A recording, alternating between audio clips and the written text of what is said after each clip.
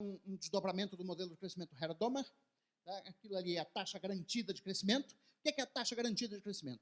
É a taxa de crescimento do produto que faz com que a demanda e a oferta agregada cresçam para e passo. Ou seja, se a economia estiver crescendo a uma taxa igual à garantida, a capacidade produtiva e a demanda vão estar crescendo no mesmo ritmo, de tal maneira que eu não vou ter nenhum desequilíbrio macroeconômico e não vou ter, por exemplo, pressões inflacionárias. Ok? Bom, essa taxa garantida de crescimento, ela depende de uma série de variáveis, mas uma variável em particular é a taxa de investimento. E sobre quê?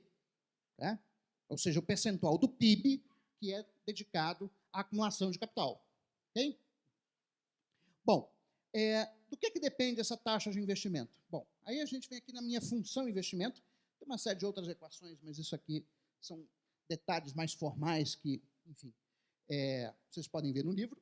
Mas a taxa de investimento, a ideia nossa é de que a taxa de investimento depende da diferença entre a taxa de lucro, R maiúsculo, e a taxa de juros de longo prazo.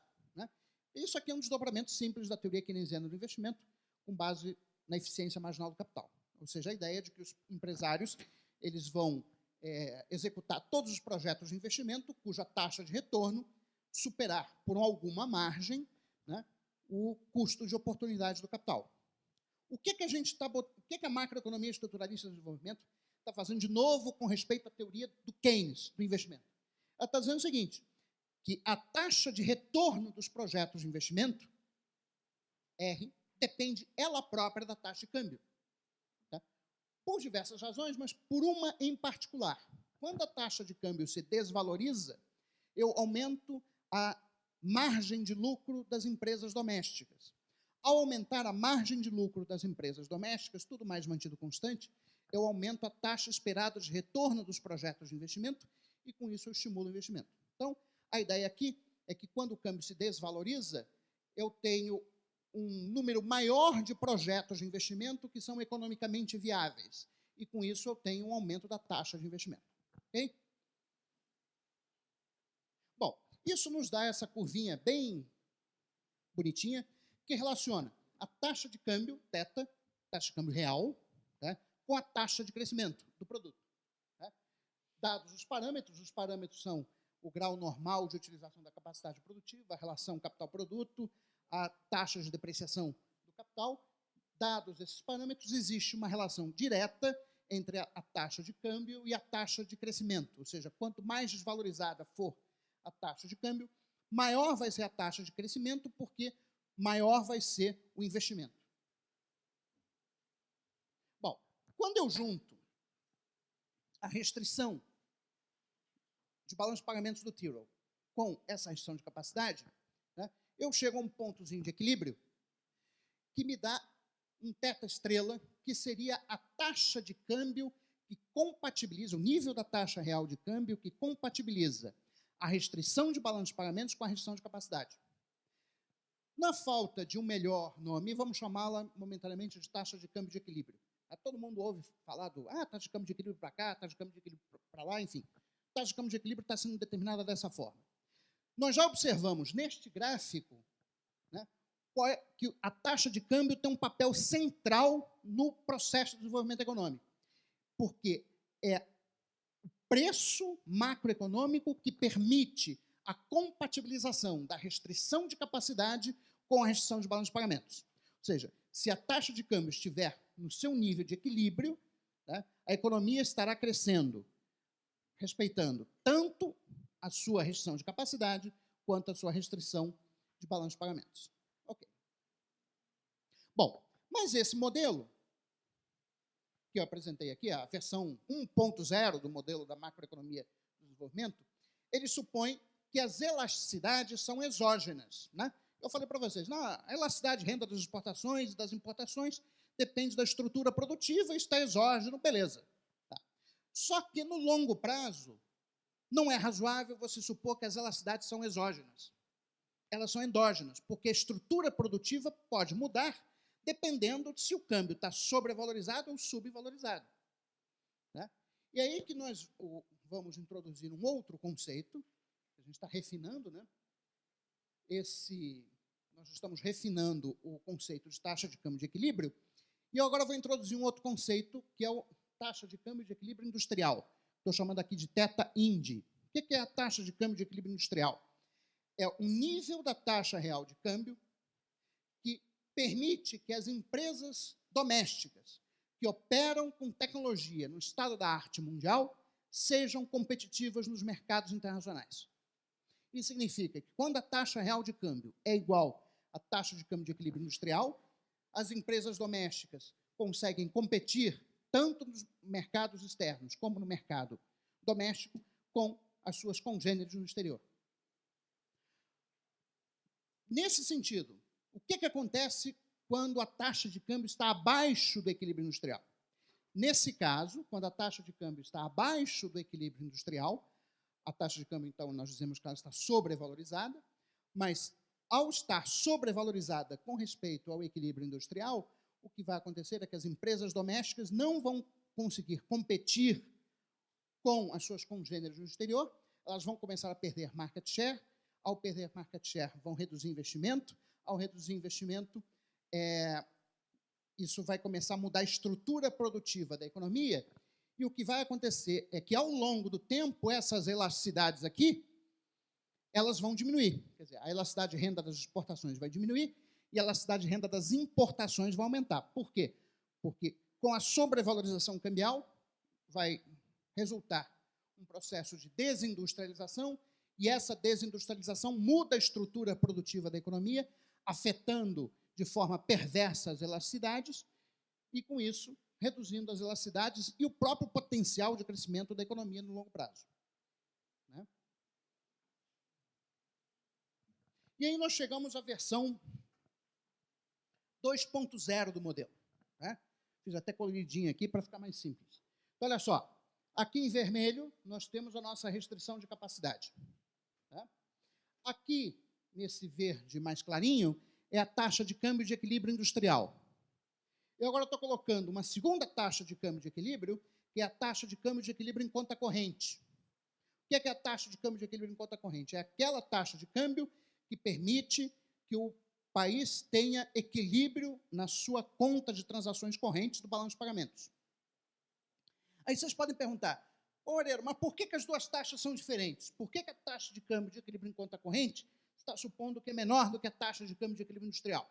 Bom, eu estou supondo que ela é menor porque implícito neste modelo está a ideia de que este país está sofrendo um problema chamado de doença holandesa. O que é a doença holandesa? É a sobrevalorização da taxa de câmbio que advém da abundância de recursos naturais, como, por exemplo, minério de ferro, soja, etc.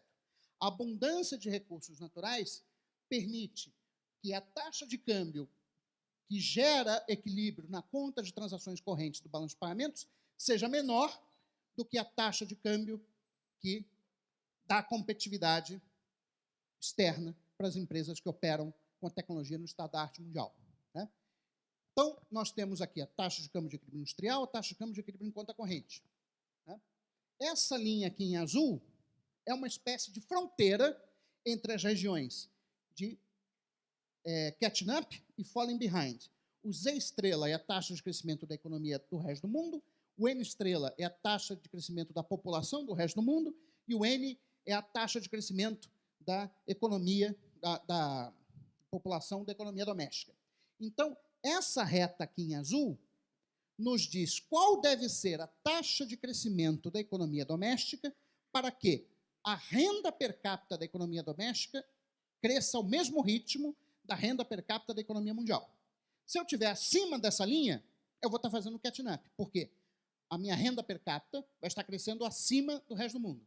Se eu estiver abaixo dessa linha, a minha renda per capita vai estar crescendo abaixo do resto do mundo. Então, acima da linha, catching up, abaixo da linha, falling behind. Né? Bom, a situação que eu estou desenhando aqui é uma situação em que a taxa de câmbio necessária para você ficar na fronteira entre o catching up e o falling behind, ela é maior do que a taxa de câmbio de equilíbrio em conta corrente, mas menor do que a taxa de câmbio de equilíbrio industrial. Aqui nós temos o clássica situação de armadilha da renda média. Né? O que vai acontecer com essa economia aqui? Como essa economia sofre de doença holandesa, né, ela provavelmente vai ter uma taxa de câmbio que vai estar muito mais próxima da taxa de câmbio de equilíbrio em conta corrente. Portanto, essa economia vai ter uma situação de sobrevalorização cambial, que vai fazer com que, ao longo do tempo, a taxa de crescimento seja essa aqui, ó, GCC. Portanto, muito menor do que a necessária para você fazer o catching up. Então, nós estamos vendo aqui de uma maneira simples, de uma maneira gráfica, qual é o efeito da sobrevalorização cambial. A sobrevalorização cambial gera uma mudança na estrutura produtiva, que, por sua vez, se reflete numa redução da taxa de crescimento, de tal maneira que a economia que sofre desse problema da doença holandesa acaba ficando para trás em termos de crescimento econômico. Eu acho que é um modelo que explica, por exemplo, a situação da Argentina. A economia argentina foi uma economia que sofreu desse problema de doença holandesa, não conseguiu neutralizar a doença holandesa nos anos 50 e 60, e foi uma economia que foi ficando para trás em termos de crescimento. Bom, mas, além da doença holandesa, os países de renda média podem sofrer também de uma sobrevalorização cambial resultante da entrada de capitais especulativos. Basicamente pela seguinte razão: os países de renda média são países que têm uma taxa de juros sistematicamente maior do que a taxa de juros dos países desenvolvidos. Tá? Se nós formos pegar a taxa de juros no Brasil, na Argentina, no México, etc., ela é taxa de juros de longo prazo, tá? Não é a taxa de juros do Banco Central, a taxa de juros de longo prazo, ela é maior do que que prevalece nos Estados Unidos, na Inglaterra, na Alemanha, na França, etc. Bom, qual a explicação para isso? Tem diversos motivos, mas eu quero chamar a atenção de uma em particular. Os mercados financeiros dos países emergentes têm muito menos liquidez do que dos países envolvidos. Tem menos liquidez porque tem menos volume de negócios, tem menos densidade. Né? Como eles têm menos liquidez, isso significa que os títulos de longo prazo nos países em desenvolvimento vão ter que pagar um prêmio de liquidez maior do que nos países desenvolvidos. Ou seja, o que eu estou dizendo basicamente é o seguinte, que a curva de juros nos países em desenvolvimento vai ter uma inclinação maior do que nos países desenvolvidos. De tal maneira que, controlando para todas as demais variáveis, a taxa de juros de longo prazo nos países em desenvolvimento tende a ser maior do que nos países desenvolvidos. Isso gera, então, um diferencial de juros que, sendo aberta a conta de capitais, gera uma tendência à apreciação da taxa de câmbio. E aí, nós vamos ter agora uma segunda fonte de sobrevalorização cambial. A primeira nós já vimos, que é a decorrente da doença holandesa. A segunda, agora, é decorrente das entradas excessivas de capital. Né? Então, a taxa de câmbio, ela se aprecia não só com respeito à taxa de câmbio de equilíbrio industrial, como ela acaba se apreciando também com respeito à taxa de câmbio e equilíbrio em conta corrente. Bom, e aí que nós vamos ter aquela dinâmica macroeconômica que é sobejamente conhecida nos países da América Latina. Quando eu tenho sobrevalorização cambial com respeito à taxa de câmbio e equilíbrio em conta corrente, o que acontece? O meu déficit em conta corrente vai aumentar ao longo do tempo. Inicialmente, esse déficit em conta corrente é financiado com a entrada de capitais externos, primeiro com investimento externo direto, mas logo na sequência por capitais especulativos. Isso vai levando ao aumento da dívida externa, né? Até que chega um determinado momento que os indicadores de solvência internacional começam a ficar problemáticos.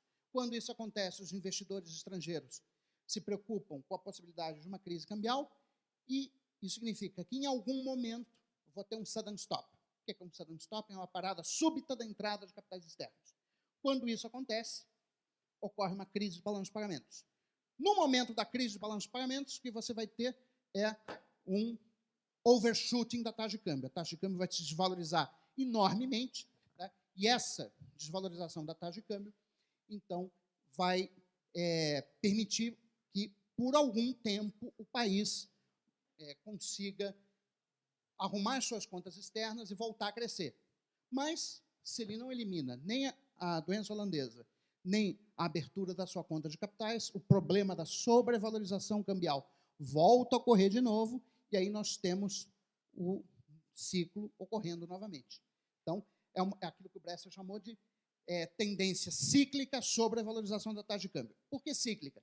Porque ela é interrompida nos momentos que tem crise de balanço de pagamentos, que eu tenho overshooting da taxa de câmbio, mas como eu não elimino nem a doença holandesa, nem o problema das entradas de capital de curto prazo, eu volto a ter a sobrevalorização da taxa de câmbio, que vai levar à redução da taxa de crescimento, desindustrialização, aumento do déficit em conta corrente, aumento da dívida externa, crise de balanço de pagamentos, aí novamente o overshooting da taxa de câmbio e assim sucessivamente. Bom, eu vou parar por aqui, porque eu tinha um pouquinho mais para falar sobre o novo desenvolvimentismo. Quer dizer, o novo desenvolvimentismo é sempre só para uma palhinha sobre o que é o novo desenvolvimentismo. Tá. Você está dando. Já estava precificado, ok. Não, mas eu vou falar brevemente sobre o novo desenvolvimentismo. O novo desenvolvimentismo nada mais é do que um conjunto de reformas institucionais e de política econômica que está inspirado na macroeconomia estruturalista do desenvolvimento. Ou seja, se a macroeconomia estruturalista do desenvolvimento é o lado científico, né, o lado analítico, o novo desenvolvimentismo é o lado de policymaking. No fundo, o que o novo desenvolvimentismo tenta fazer é corrigir, por intermédio de uma série de reformas institucionais e de política econômica, os problemas decorrentes da sobrevalorização cambial, que tem duas fontes fundamentais, a doença holandesa e a entrada excessiva de capitais externos. Portanto, o novo desenvolvimentismo, no fundo, é uma estratégia de alcançamento, ou seja, é uma estratégia mediante a qual as nações em desenvolvimento médio procuram alcançar o nível de renda per capita dos países desenvolvidos. É uma estratégia de alcançamento que se baseia explicitamente na adoção de um regime de crescimento export-led, ou seja, puxado pelas exportações. Por que puxado pelas exportações? Porque como eu tinha dito para vocês, para os países, lá no início da apresentação, para os países que não possuem moeda conversível, a restrição de balanços de pagamentos é fundamental. Portanto, se eu tentar crescer apoiado, por exemplo, pela expansão fiscal, que é o que o PT tentou fazer nos últimos 10 anos, mais cedo ou mais tarde eu vou ter uma crise de balanço de pagamentos e eu não vou conseguir sustentar o crescimento. Eu também não consigo crescer puxando o crescimento com base no consumo. Porque para puxar o crescimento com base no consumo, eu tenho que fazer um aumento permanente da participação dos salários na renda, ou seja, os salários têm que crescer acima da produtividade. Mas salários crescerem acima da produtividade significa que o custo unitário do trabalho aumenta ao longo do tempo. Isso detona a competitividade das empresas domésticas, o que gera um processo de desindustrialização e, portanto, de perda de dinamismo da economia. Então, nem o modelo de crescimento puxado pelo consumo, nem o modelo de crescimento puxado pelos gastos do governo são sustentáveis no longo prazo. Por mais bonitos e socialmente interessantes que eles sejam, eles não são sustentáveis. Por não serem sustentáveis, é que novo-desenvolvimentistas defendem a adoção de um modelo de crescimento export-led, em que o crescimento vai ser puxado pela exportação de produtos manufaturados. Obviamente que não se trata do retorno ao modelo primário exportador. Tá? Bom, aqui tinha um pouquinho a gênese do novo desenvolvimentismo, isso aqui eu vou pular. Bom, o novo desenvolvimentismo, ele se posiciona a partir das teses da velha teoria estruturalista latino-americana, tá? No sentido de que tem algumas das teses da teoria estruturalista latino-americana que o novo desenvolvimentismo rejeita. Entre as teses que nós vamos rejeitar, né, que o novo desenvolvimentismo considera ultrapassadas, a primeira é a tese da indústria infante. ou da indústria nascente. Quer dizer, países de renda média, como Brasil, Argentina, etc., são países que já passaram por um processo de industrialização e que, portanto, o argumento da indústria infante, que fundamentava o modelo de substituição de importações, né, e o modelo protecionista, não se aplica. Né? Outra tese que a gente considera ultrapassada da CEPAL é a ideia de que você precisa de reforma agrária para resolver o problema da inflação nos países latino-americanos. Era uma velha tese, principalmente defendida aqui, se não me engano, pelo Caio Prado Júnior, de que, em função da estrutura fundiária altamente concentrada no Brasil, a elasticidade da oferta de alimentos era baixa e, portanto, quando você tinha crescimento econômico, isso gerava inflação devido à baixa elasticidade da oferta de alimentos. Bom, não preciso dizer que o Brasil passou por uma enorme revolução capitalista na agricultura, o que desmentiu a ideia de baixa elasticidade da oferta de alimentos. Se é uma coisa que nos últimos 20 anos aumentou muito no Brasil, foi a oferta de produtos agrícolas. Por fim, a ideia de escassez de poupanças. Quer dizer, essa ideia, vez ou outra, aparece de novo. Sempre tem alguém que diz, não, mas o problema do Brasil é que a poupança é escassa. E, portanto, o Brasil precisa de poupança externa para o crescimento. Tá? Bom, a poupança, vários estudos empíricos têm demonstrado que o investimento e a poupança doméstica são positivamente correlacionados. Então, para que você tenha um aumento do investimento, você tem que ter um aumento da poupança doméstica, não da poupança externa. Por uma série de razões, mas a principal é a seguinte: a captação de poupança externa está, em geral, associada à sobrevalorização cambial. Ou seja, a poupança externa nada mais é do que o déficit em conta corrente com sinal trocado. Então, quando você tem sobrevalorização cambial, você tem déficit em conta corrente, portanto, entre aspas, você estaria captando poupança externa.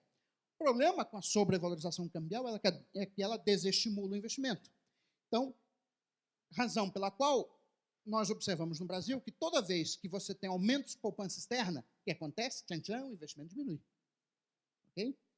E mais, você tem o processo de substituição de poupança doméstica por poupança externa. Por quê? A sobrevalorização cambial está associada a um aumento transitório, temporário do salário real. Porque quando o câmbio se aprecia, os salários reais sobem. Tá? Bom, mas como a apreciação cambial não é sustentável, isso significa que a elevação do salário real também não é sustentável. Aliás, o que nós estamos observando agora. Né? Nós tivemos uma desvalorização forte da taxa de câmbio nos últimos 2 meses, a inflação subiu e nós vamos ver nos próximos meses a redução do rendimento real médio do trabalho. Esse é simplesmente o outro lado da moeda da insustentabilidade de uma taxa de câmbio sobrevalorizada. Então, quando o câmbio se sobrevaloriza, o salário real sobe, isso redistribui renda dos lucros para os salários, como a propensão a consumir a partir dos salários é maior do que a propensão a consumir a partir dos lucros, a taxa de poupança doméstica cai.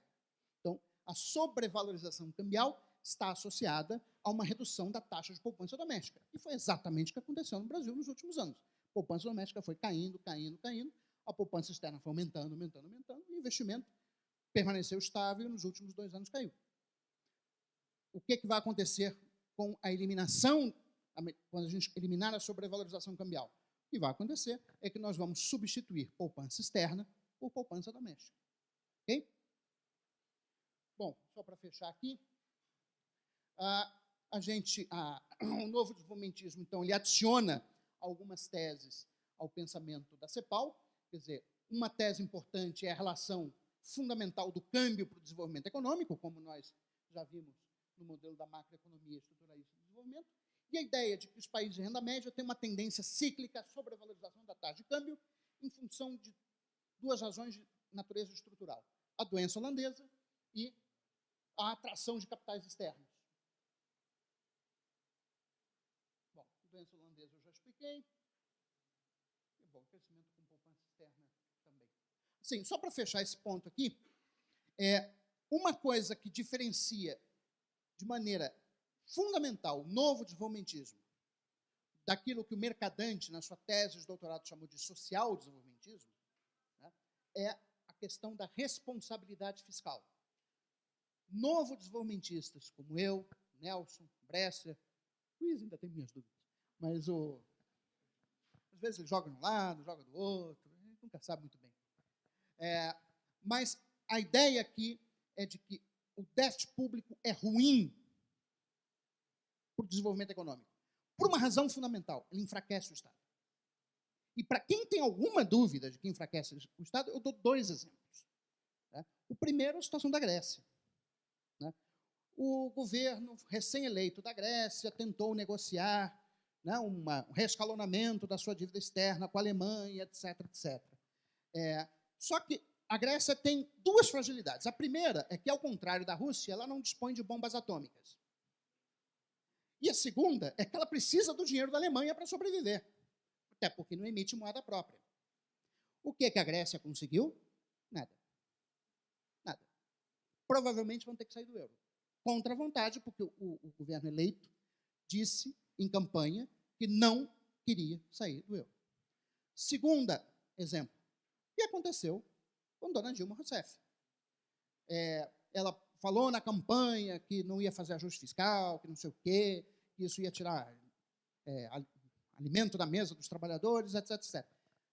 Assumiu o segundo mandato, teve que fazer. É porque vocês acham que ela está fazendo o ajuste fiscal porque ela gosta de fazer? Coisíssima nenhuma. É porque, se não fizer, ia ser muito pior.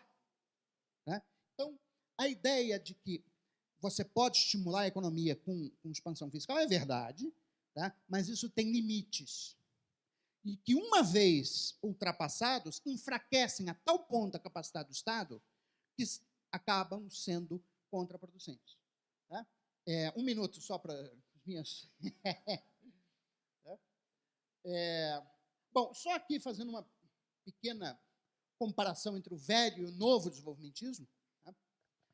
O novo desenvolvimentismo ele considera o modelo substituidor de importações como superado e defende o modelo exportador. E os países em desenvolvimento, como é o caso do Brasil, têm a possibilidade de usar 2 grandes vantagens no caso do modelo exportador: uma mão de obra ainda relativamente barata e a possibilidade de comprar ou copiar a tecnologia disponível. Nesse contexto, para novos desenvolvimentistas, a política industrial passa a ter um claro critério de eficiência. Só as empresas eficientes o bastante para exportar devem ser beneficiadas pela política industrial. Ou seja, para o novo desenvolvimentismo, a política industrial ela é importante, mas ela deve ser usada com moderação. No novo desenvolvimentismo, o papel do Estado diminui e o papel do mercado aumenta, ou seja, o novo desenvolvimentismo não é estatizante, no sentido de que, como era o velho desenvolvimentismo, quando você tinha que constituir as indústrias de base, etc., etc. Se para o velho desenvolvimentismo a política industrial era central, no novo desenvolvimentismo ela é subsidiária, mas estratégica, focando em setores específicos e empresas com capacidade de competição internacional. E, por fim, o novo desenvolvimentismo não é protecionista, mas enfatiza a necessidade de uma taxa de câmbio competitiva, dado que os países de renda média já ultrapassaram o estágio da indústria infante. É isso que eu tinha para apresentar. Muito obrigado.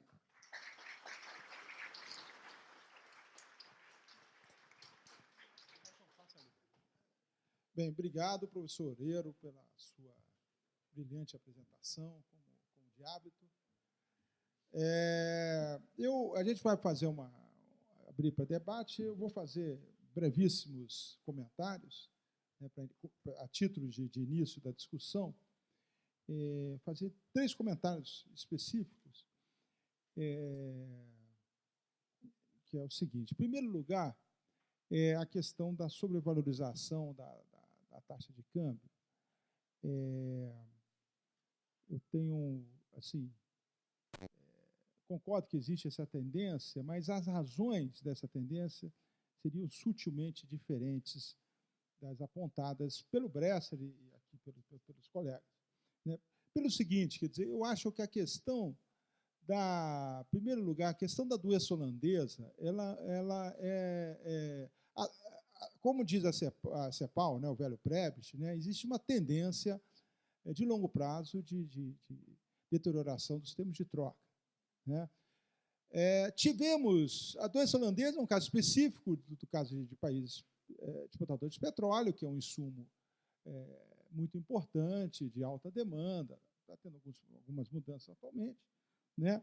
Mas a generalização dessa ideia, né, de que você tem uma doença holandesa para os demais produtos de commodities, você está generalizando uma experiência específica de um efeito China, né, que foi muito forte, né, no período recente, e que eu tenho dúvidas se isso poderia ser pensado como caso geral. Contudo, né, essas coisas que eu estou falando, já falei para o Bressa. Contudo, existe uma tendência de sobreapreciação da taxa de câmbio, sim, determinado mais pelos fluxos de capitais. Quer dizer, o mundo está se tornando muito globalizado financeiramente, né? Então, o volume de recursos, o mercado financeiro internacional está muito forte, e os dados, o FMI já mostrou dados, né, interessantes, de que os fluxos líquidos de capitais, que é os inflows menos outflows, entradas menos saídas de capitais, ela é mais estável nos países desenvolvidos que nos países emergentes. Tá? Por quê? Porque você tem uma simetria maior entre entradas e saídas de capitais nos países desenvolvidos, né? Eles recebem capitais, eles exportam capitais, enquanto que os países emergentes são muito mais receptores líquidos de capitais. Por quê? Por causa do diferencial de taxa de juros. Por quê? Por causa que a taxa de retorno do capital nos países emergentes é maior do que nos países desenvolvidos. Então, você tem um volume de capitais, líquidos de capitais maior nos países emergentes, que gera a sobrevalorização cambial. Ademais, a volatilidade dos fluxos líquidos de capitais é maior nas economias emergentes do que nos países desenvolvidos, o que gera um problema que, se você não neutraliza isso, né, gera uma volatilidade na taxa de câmbio muito grande. Então, um comentário. Um segundo comentário breve, você mencionou a questão da reforma agrária, né, que é uma crítica, sem dúvida, pertinente, mas eu só gostaria de lembrar o seguinte, né, tem um economista brasileiro, o Inácio Rangel, que ele defendia nos anos 60, é importante ressaltar, que a reforma agrária, ele criticava essa visão de que a reforma agrária era necessária para resolver o problema da inelasticidade de oferta agrícola. Ele disse, a expansão agrícola vai se dar, na época eles usavam esse termo, vai se dar com latifúndio. Mesmo com latifúndio ela vai ocorrer, vai ter monetização, vai ter produção. O problema é outro, Angel. O problema da reforma agrária é um problema de distribuição de renda. Tá? Você atenuar o fluxo do campo para a cidade, manter pequenos agricultores, né, com efeitos redistributivos. Né? E a experiência mostra que a experiência asiática, né, a Coreia do Sul, Taiwan, né, de que eles fizeram reforma agrária, né, e essa reforma agrária foi muito importante para o fortalecimento do mercado interno. Né? Só essa observação. Acho que vocês querem falar? Bom, em relação à primeira observação que você fez, Fernando, bom, a questão é a seguinte: a doença holandesa é um processo estrutural, enquanto a questão dos fluxos financeiros é um processo mais conjuntural, no sentido de que, se você, por exemplo, consegue de alguma forma aproximar o custo do capital nos países, ou taxa de juros que seja, nos países em desenvolvimento dos países desenvolvidos, o problema da doença holandesa permanece. A ideia é essa, tá?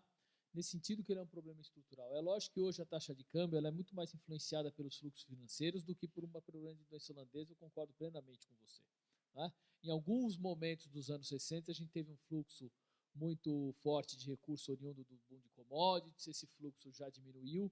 Hoje, o que a gente tem em termos de impacto de doença holandesa na economia brasileira, já praticamente, hoje o que eu digo, de um ano para cá, né, praticamente não existe mais, em função da mudança nos preços das commodities, mas isso também é um processo, vamos dizer, essa mudança nos preços das commodities é um processo que parece que não é permanente, né?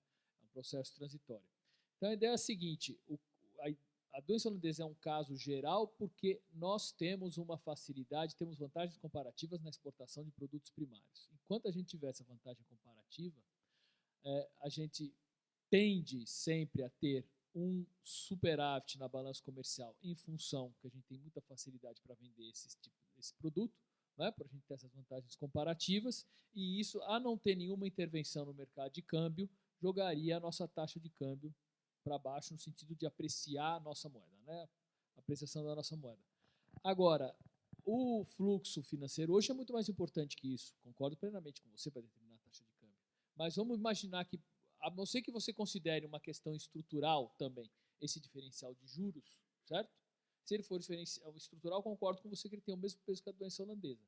Se ele for conjuntural, quer dizer, à medida que a gente conseguir reverter uma série de questões aqui fiscais, ou de convenção, ou de que aumente, vamos dizer, a gente consiga aumentar a segurança ou diminuir o risco, digamos que visto pelos investidores aqui, não tem essa simetria, ou esse problema dessa simetria dos fluxos de capitais, que eu acho que é importante, isso que você falou, se a gente consegue reduzir isso, vamos imaginar que a taxa de juros se equalize mais próxima da taxa de juros praticada no mercado internacional.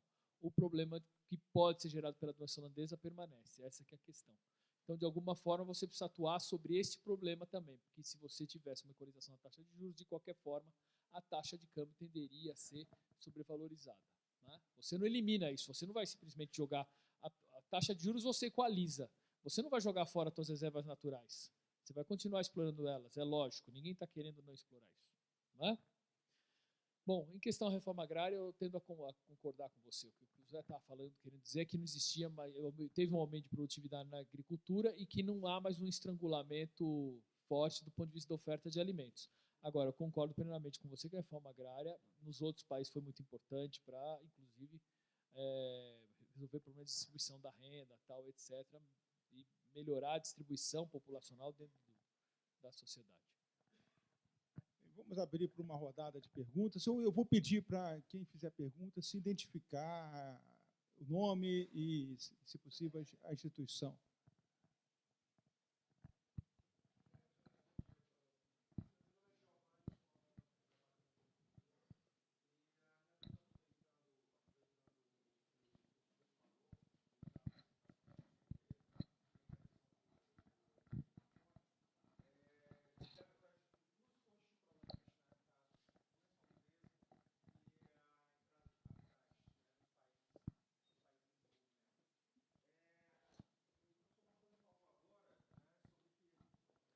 Microfone ali atrás, por gentileza.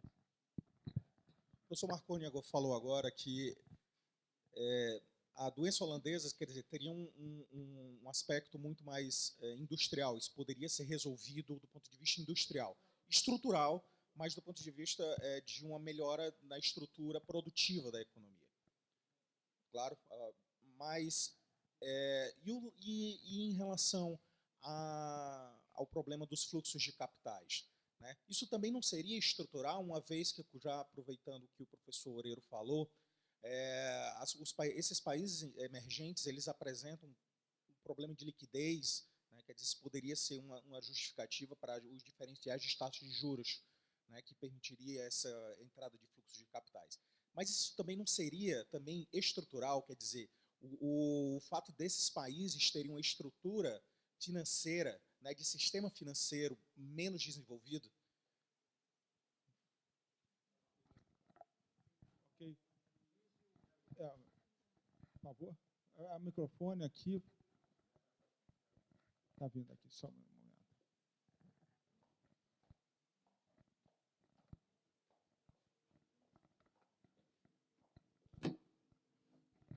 Luiz Carlos IPE. Eu cheguei meio atrasado porque não consegui encontrar a faculdade de economia que mostra o prestígio da profissão.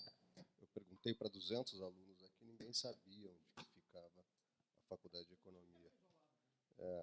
Então, a gente tem que... O nosso prestígio está meio abalado. Mas eu acho que peguei a exposição no meio, mas tenho lido os trabalhos do Oreiro, do Marconi, li os trabalhos do Bresser. Eu não sou especialista nisso, nessa parte mais de macroeconomia, mas eu queria fazer 3 questões. O primeiro, só para um registro, é que eu acredito que há um ponto hiper importante que vocês têm brigado, e que é uma diferença, que é a luta impiedosa por um câmbio de equilíbrio pró-indústria. Acho que isso aí é uma contribuição relevante, importante, e que é central no debate atual. Mas, depois do elogio, a gente sempre vem com alguma crítica construtiva, espero. Primeiro ponto que eu não vejo nos trabalhos de vocês, onde que fica a questão de distribuição e desigualdade de renda. E isso era um aspecto importantíssimo no velho estruturalismo, principalmente no trabalho do Furtado. Porque uma das razões do baixo dinamismo da economia é que a existência de pautas, listas de produtos que se adaptavam a uma renda concentrada, tinha 2 implicações macroeconômicas importantes para o crescimento. Uma é que isso aí sempre gerava um vazamento da demanda interna que se refletia na importação de produtos industrializados, aquela velha diferença das elasticidades de exportação e de importação que criavam um problema estrutural, uma barreira de crescimento.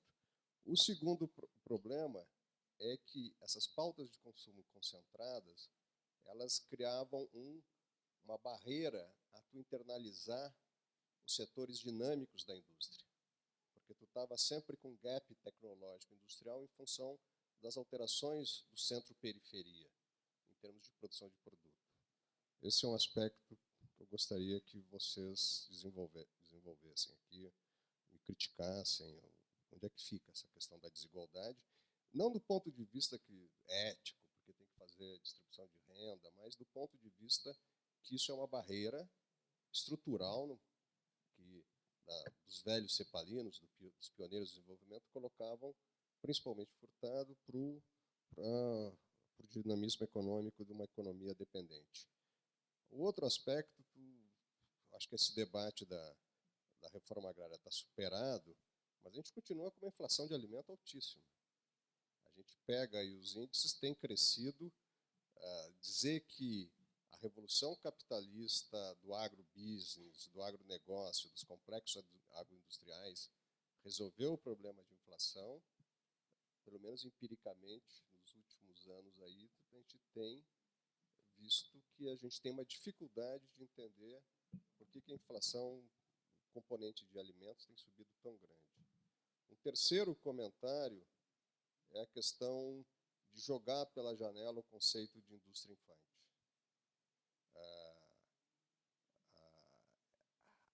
Pensar a ideia de estratégias de industrialização usando o conceito de indústria infante, ele estava associado historicamente, muito no velho estruturalismo, à questão que tu não tinha um movimento da fronteira tecnológica muito rápido.